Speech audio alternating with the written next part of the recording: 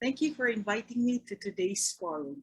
My presentation today is the case for acceding to the HCCH 1996 Child Protection Convention, views from the Philippines. The HCCH Child Protection Convention is a treaty that covers a wide range of civil measures for the protection of children in cross-border situations as a consequence of increased international mobility.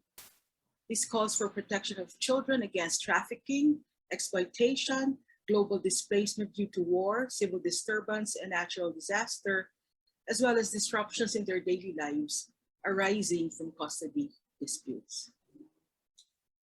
The Child Protection Convention lays out rules for cross-border cooperation among contracting parties and for securing the implementation of child protection measures in these states.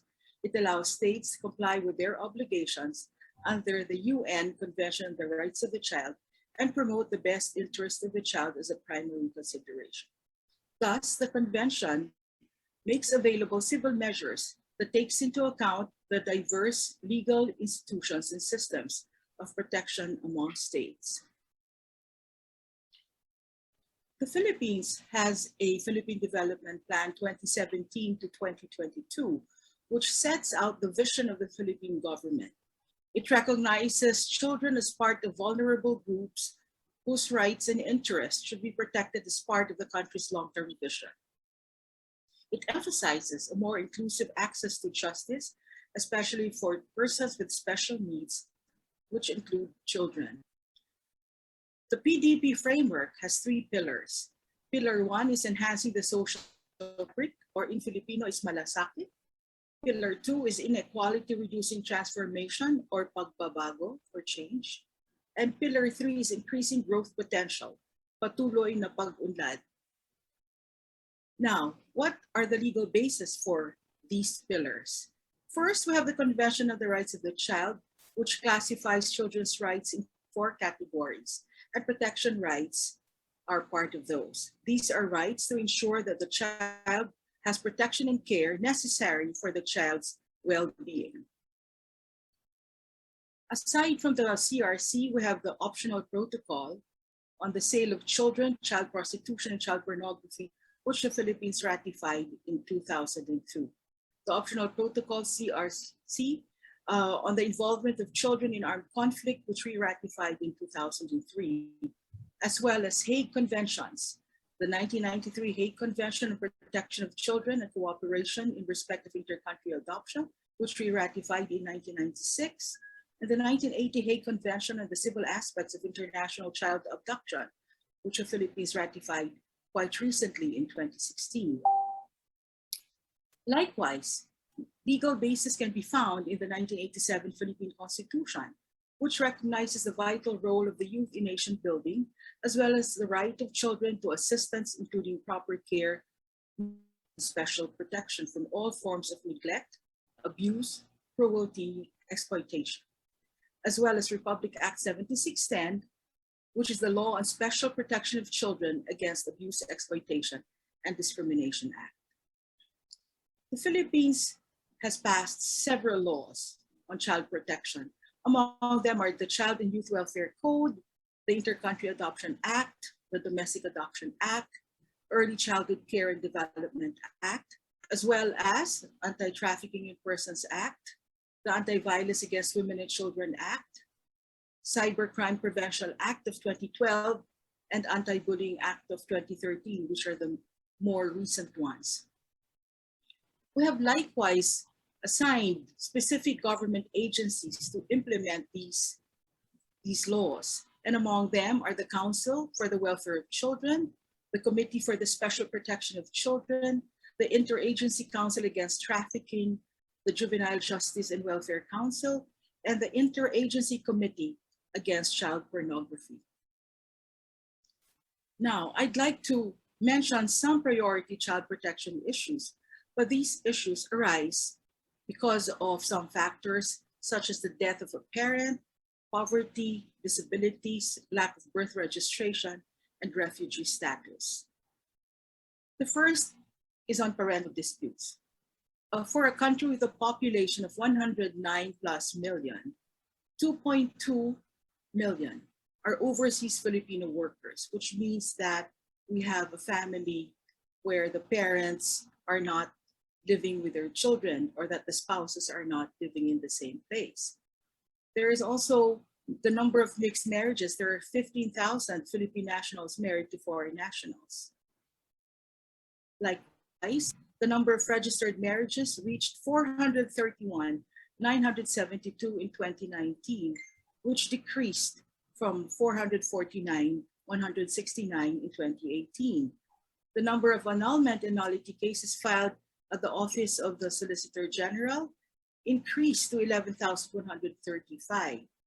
Likewise, the number of births to women who are not married has increased. So more than half of children in the Philippines are children who are born to women who are unwed. So all of these give rise to the situation where we don't have a family unit living at the same time in the same place, where the family unit is stable and that the rights of the child are protected. This gives rise to parental disputes over the child, which will entail disagreements as to the exercise of parental authority, the right of custody, the right to contact or visitation rights with the child, and the duty to support the child, among others. I am pleased to mention that although the Philippines has not signed the Hague Support Convention, the Philippine Supreme Court has issued rules on action for support and petition for recognition and enforcement of foreign decision or judgments on support very recently, just in May 2021. And I think this shows that we're poised to sign the convention. Another priority child protection issue is on unregistered children. Data shows that among children 0 to 14 years of age, 2 million are unregistered with the Philippine Statistics Authority.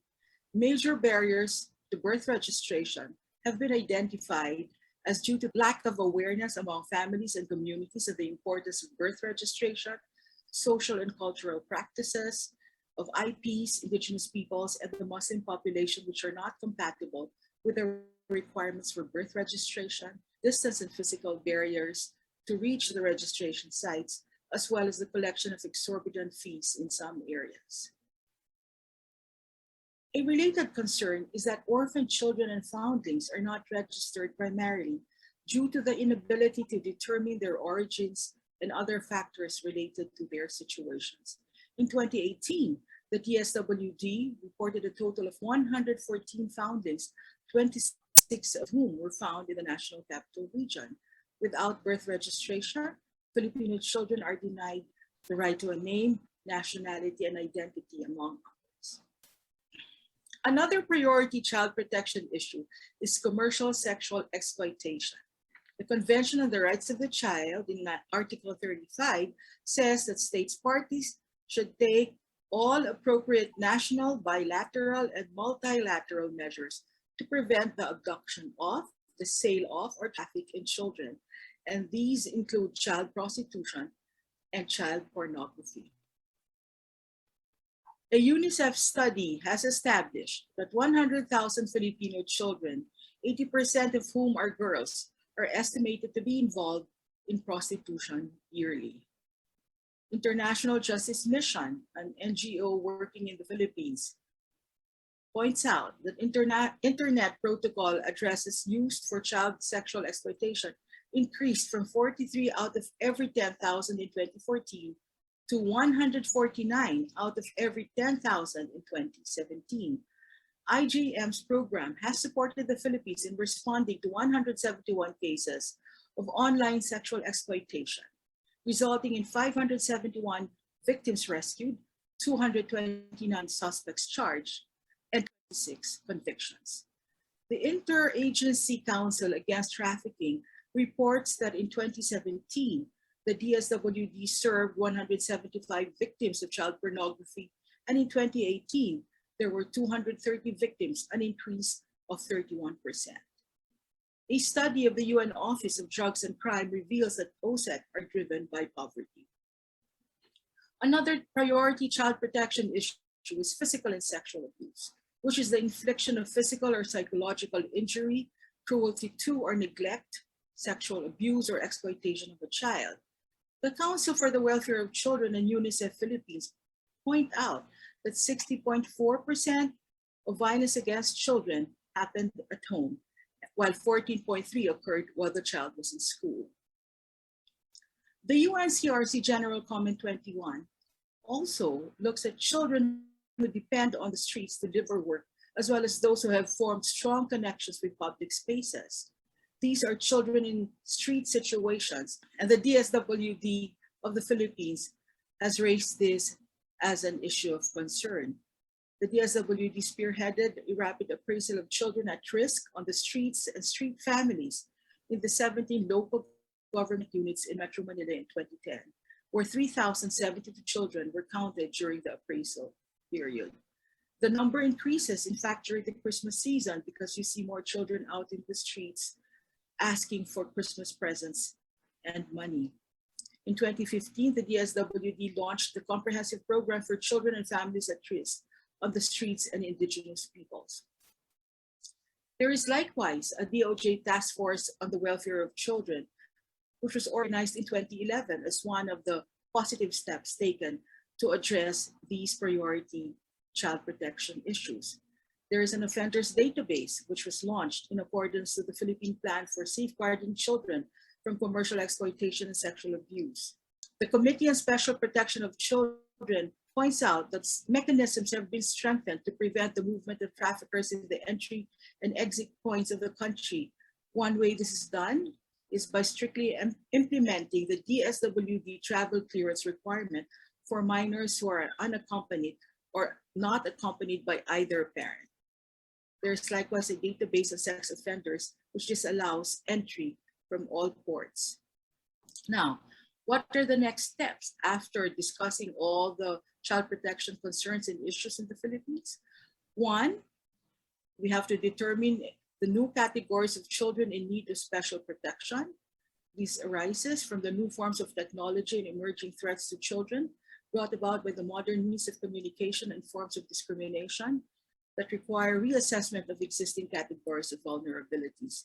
And part of these would be the children born to surrogates. There is likewise a need for new legislation.